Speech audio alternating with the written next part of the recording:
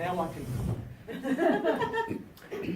Birgit Nilsson, someone I've followed for 50 years. She's very interesting. She has powers, magical powers, that she does with her voice that are unlike anybody else. But she started out just a simple little farm girl in Sweden. She was working on her sugar beets, and she was a lot of Scandinavians don't want to stand out from the crowd. They want to blend in. That's sort of typical of that culture. And she was sort of like that. There she is with her big jaw and her sugar beets. But she secretly wanted to be a singer. And she decided, well, her mother was encouraging her. Her father was dead set on her being a farmer. He would not see any other way than her taking over the farm because she was an only child.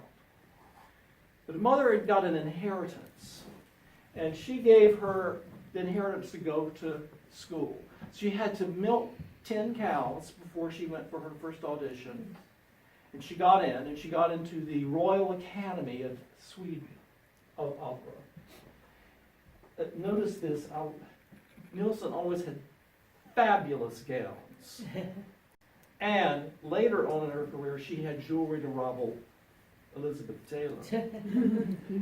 She started out with the teachers, and they would train her in language and all this stuff, but her voice teachers just were not good fits for her. She couldn't find anybody that knew how to work with her big voice that she had. She ended up, at one point, she got hired by the Royal Opera House as an understudy. The director there didn't like her. Her teachers couldn't train her. She was at one point on a bridge thinking about jumping off. But she found when she actually started getting jobs that she could teach herself. She learned what worked well with her body, how to project her sound. It took her a long time to rise up. There's another one of those gowns. She just had great gowns. Sorry. But she was 40 before she even made her debut at the Metropolitan Opera. So it was a long, steady climb for her. But what stood her in good stead was this learning this vocal technique that she did. When she started out, she had a voice that was, shall we say, a certain way. I'm not going to use any technical terms. It was a beautiful sound, but you've spoken in the auditorium, you know how projection goes. It just plopped down on the stage. It didn't go anywhere.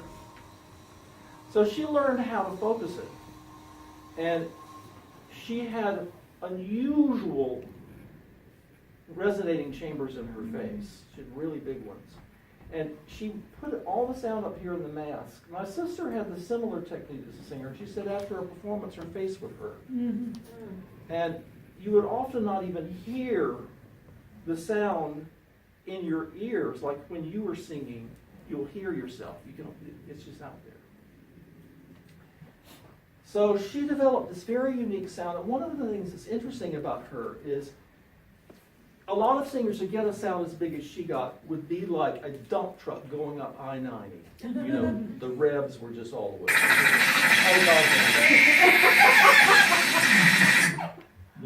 Sorry, so sorry. This is Joan Sutherland. I wanted to signal myself, but I didn't intend for it to be that loud. But see how they both have the same size face and shaped face? They both had huge voices. In fact, at the Metropolitan Opera Gala, they were both in their 60s, and they both had bigger sound than anybody else out of all the 25 singers ever singing that day. And it was because, a lot of it was because of these resonating chambers that they have. And Nilsson, when she produced a big sound, and I'll tell you about that in a minute, she would be like a Mercedes-Benz at 60 miles an hour going up I-5. Just, she's just tooling along. And yet, she produced one of the most incredible sounds in the history of opera. Her voice came out like a laser.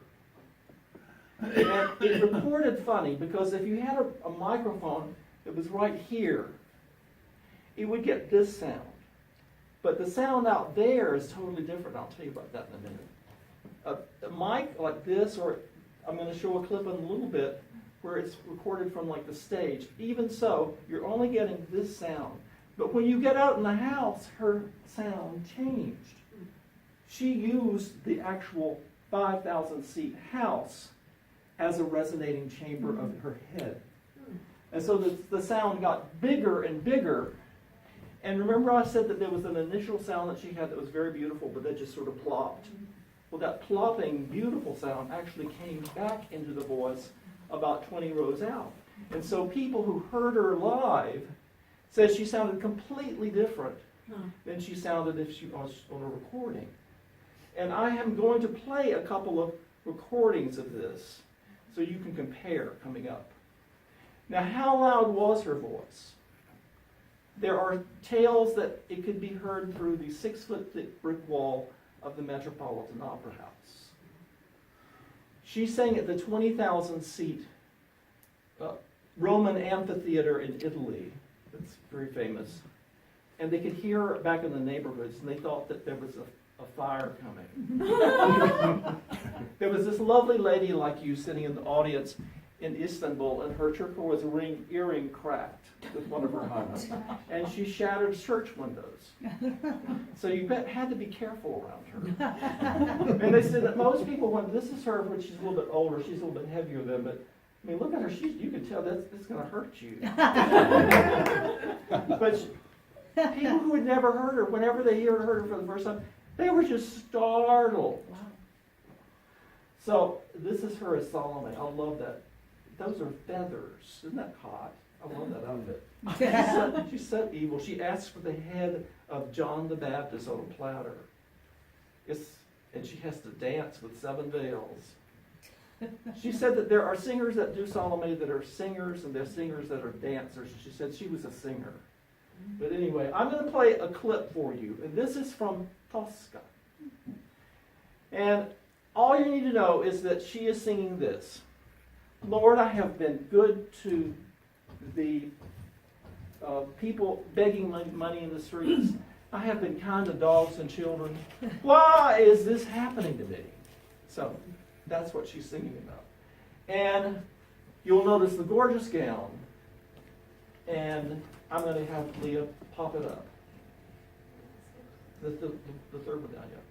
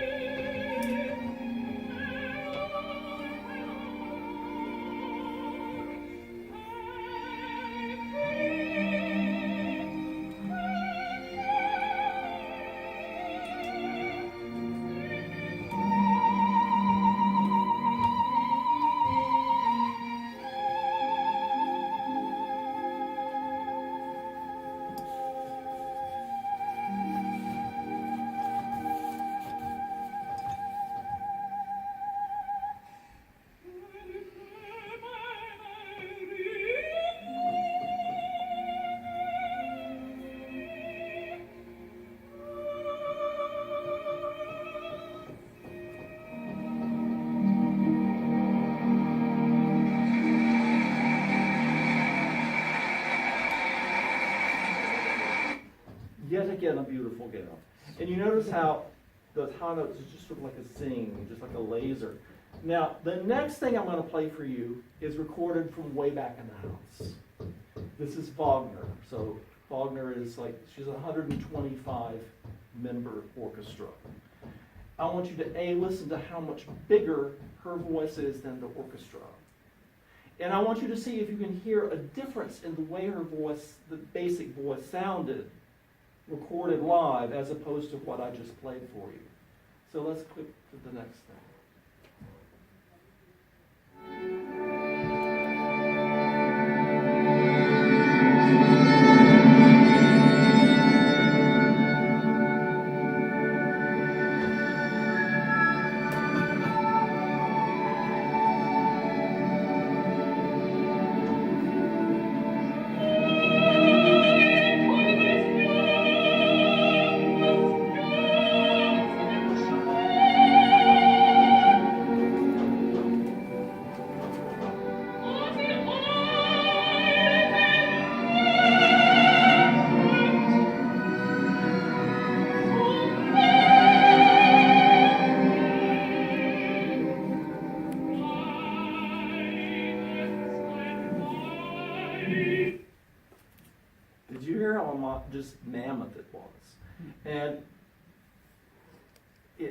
let me know if could you hear a difference in the sound? Could you hear a difference in the quality at all? Can you think of a word that would describe it? The first one seemed sweeter.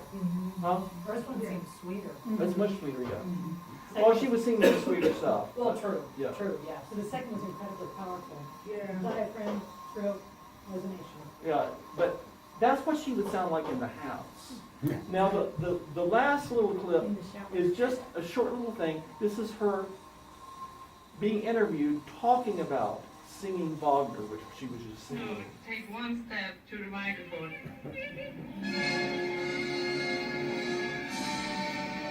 You have to have a certain stamina for Wagner, but I think I was born with it. I felt very strong when I was singing, and when I started to take lessons, I felt really like some sort of a boxer or a wrestler or something like that. So it must have been in my nature. Have you ever encountered anybody quite like her before? I don't think so. She was an interesting character. She was a very forceful, interesting character. And wait till next week, because I'm going to be telling you some really amazing things that she did when she was like in her 50s and 60s. I mean, she changed the opera world. She was an amazing, amazing person. So thank you, and thanks for letting me start again.